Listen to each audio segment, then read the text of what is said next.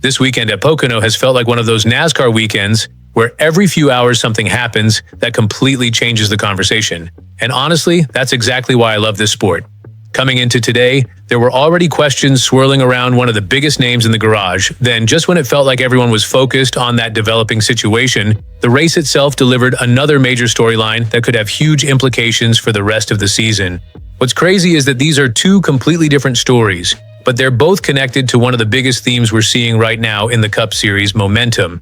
Some drivers are finding it, some teams are fighting to keep it, and some championship contenders are suddenly facing challenges they never expected heading into one of the most important stretches of the year.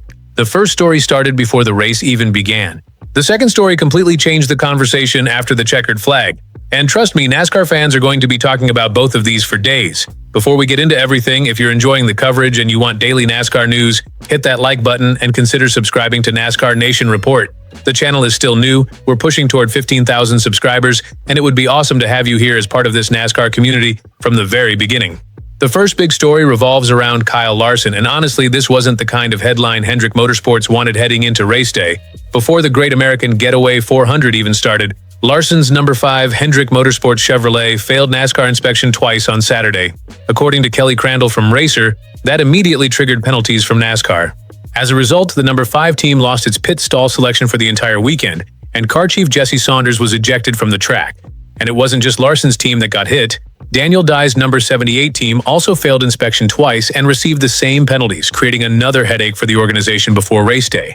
Now, whenever fans hear about inspection failures, the first reaction is usually panic. People immediately start wondering if a team is trying to push the limits too far, or if there's something bigger happening behind the scenes. But here's what made this situation so fascinating. Despite all the penalties, despite losing pit stall selection, and despite having a key crew member removed from the track, Kyle Larson still looked incredibly fast. In fact, he looked like one of the strongest cars at Pocono all weekend long.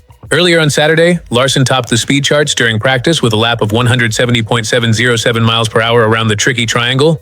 Not only was he fastest in single lap speed, but he also led the field in 10-lap average speed, which is often an even better indicator of race-winning pace. That told everyone in the garage something important. The speed wasn't a fluke. The number 5 car had long-run speed, the number 5 car had qualifying speed, and most importantly, the number 5 car looked capable of winning. Then came qualifying. Even after all the inspection drama, Larson backed up that speed by posting the second fastest lap, earning a front-row starting position for Sunday's race. That's what made this entire story so interesting. The penalties created adversity. The inspection failures created distractions. The loss of Jesse Saunders forced Hendrick Motorsports to adjust race day operations. But none of that seemed to slow the actual performance of the race car. And if you're a Larson fan, that's probably what gave you confidence heading into Sunday. The bigger concern was always how those penalties could affect strategy throughout the race. Pit stall selection matters, crew communication matters, every little advantage matters when you're competing against drivers like Denny Hamlin, Christopher Bell, William Byron, Ryan Blaney, Chase Elliott, Tyler Reddick, and the rest of the Elite Cup Series field. At the same time, NASCAR was dealing with another challenge entirely: Mother Nature. Officials became concerned about potential weather issues in the Pocono Mountains and made the decision to move the race start from 3 o'clock Eastern Time to 1 o'clock Eastern Time in an effort to maximize the chances of completing the full event before rain arrived. That added another layer of uncertainty to an already chaotic weekend. And remember, this was the 16th points-paying race of the 2026 Cup Series season. The playoff picture is tightening. Every point matters, every position matters, every mistake matters. So Larson entered Sunday with incredible speed, but also with extra pressure because of everything that happened before the green flag.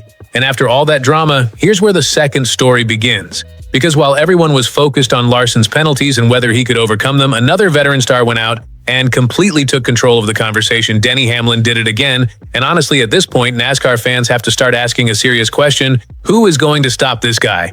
Hamlin captured his 3rd consecutive victory by winning the Great American Getaway 400 at Pocono Raceway, continuing one of the hottest stretches we've seen from any driver this season. The number 11, Joe Gibbs Racing Toyota, looked strong throughout the day, but the race really swung in Hamlin's favor following the final restart. Once he got out front, he simply drove away. The lead pack couldn't match his pace, the strategy worked, the execution was flawless, and Hamlin built enough of a cushion to comfortably maintain the lead, despite extending his final green flag pit sequence longer than several of the drivers around him. This wasn't a fuel mileage gamble that barely worked. This was control, pure control. And when you watch championship caliber teams operate at their best, that's what it looks like. One of the biggest storylines late in the race involved Christopher Bell. Bell attempted to stretch fuel for the final 52 laps and looked like he might pull off something special. But heartbreak struck at the worst possible moment. Coming to the white flag, Bell ran out of fuel. Just 1 lap away, 1 lap. Instead of fighting for a possible victory or a podium finish, Bell fell all the way to 26th place and became the next to last car on the lead lap. That result could end up hurting significantly when the playoff battle becomes even tighter later in the season.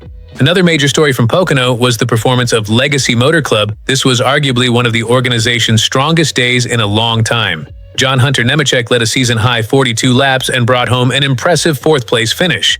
Meanwhile, Eric Jones finished sixth and gained valuable ground as he continues fighting to move closer to the playoff cutoff line. For Legacy Motor Club, that's the type of weekend that can completely change momentum inside an organization. As for the final top 10, Denny Hamlin took the win, followed by Tyler Reddick in second, William Byron in third, John Hunter Nemechek in fourth, Kyle Larson in fifth, Eric Jones in sixth, Chris Buescher in seventh, Ross Chastain in eighth, Ty Gibbs in ninth, and Ryan Blaney in 10th. Just outside the top 10 were Chase Elliott in 11th, Chase Briscoe in 12th, Daniel Suarez in 13th, Austin Cindric in 14th, Ricky Stenhouse Jr. in 15th, Riley Herbst in 16th, Michael McDowell in 17th, Austin Hill in 18th, Todd Gilliland in 19th, and Carson Hocevar in 20th. Further back, Bubba Wallace finished 21st, AJ Allmendinger 22nd, Connor Zilisch 23rd, Cole Custer 24th, Austin Dillon 25th, Christopher Bell 26th, Alex Bowman 27th, Ryan Preece 28th, Daniel Dye 29th, Cody Ware 30th, Shane Van Gisbergen 31st, Ty Dillon 32nd, Josh Berry 33rd, Joey Logano 34th, Casey Mears 35th, Noah Gragson 36th, Zane Smith 37th, and Brad Keselowski 38th. Looking at the bigger picture, I think these two stories tell us a lot about where the NASCAR season stands right now. Kyle Larson showed incredible speed despite facing adversity before the race even started. Finishing fifth after everything that happened with the inspection penalties proves that the number 5 team remains one of the strongest organizations in the garage. But the bigger headline belongs to Denny Hamlin, 3 straight wins, another dominant performance, another statement victory, and suddenly the rest of the field has a serious problem because when a veteran driver starts stacking wins like this, confidence becomes just as dangerous as speed. We're getting closer to the playoffs, the pressure is increasing every week. Championship contenders are beginning to separate themselves from the rest of the field, and right now Denny Hamlin looks like a driver who believes this could be his year. But I want to hear from you. What impressed you more today, Kyle Larson overcoming all the penalties to still finish inside the top 5, or Denny Hamlin winning his 3rd straight race at Pocono? Drop your thoughts down in the comments. And if you enjoy honest NASCAR discussion, race reactions, breaking news, and daily coverage from passionate fans who live and breathe this sport, make sure to like the video and subscribe to NASCAR Nation Report. We're still a new channel and we're chasing that goal of 15,000 subscribers. Every single one of you joining the community helps build something special here. Thanks for watching and I'll see you in the next one.